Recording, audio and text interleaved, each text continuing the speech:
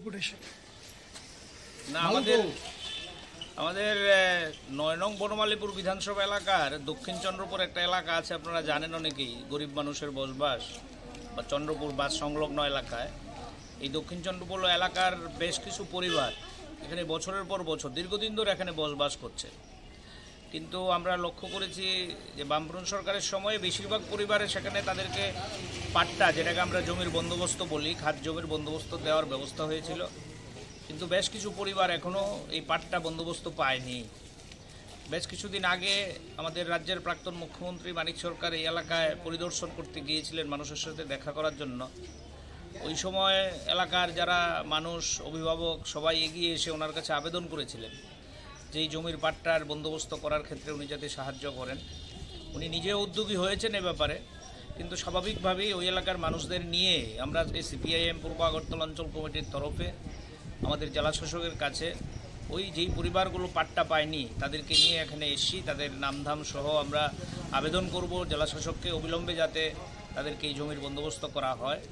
আপনারা জানেন আমাদের পার্টি বরাবরই শাসন ক্ষমতায় থাকুক আর না থাকুক মানুষের পাশে থেকে মানুষের জন্য কাজ করার চেষ্টা করে। এই উদ্দেশ্য নিয়েই এই গরিব মানুষগুলোকে নিয়ে আমাদের এখানে আসা। আমরা আশাবাদী জেলা শাসক আমাদের এই স্মারকলিপি গ্রহণ করে এ ব্যাপারে প্রয়োজনীয় উদ্যোগ গ্রহণ করবেন। শুধু তাই না, ওই এলাকার আরও কিছু গুরুত্বপূর্ণ বিষয়ও আমরা জেলা শাসকের নজরে নেব। এই কারণেই আজকে আমাদের প্রতিনিধি দল হিসাবে এখানে ডেপুটেশনে আসা এবং এই ডেপুটেশনের মাধ্যমে জেলা শাসক সহ গোটা রাজ্যের প্রশাসনকে নজরে নেওয়ার জন্যই আমাদের আজকের এই ডেপুটেশন।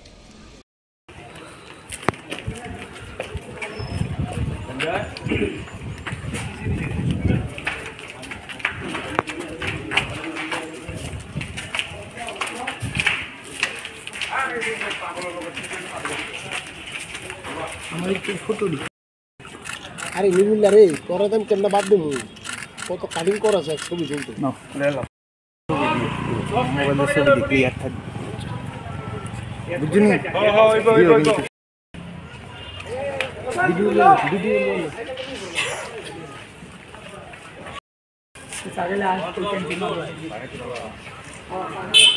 ঠিক আছে, পাঁচতলা আছে একটা।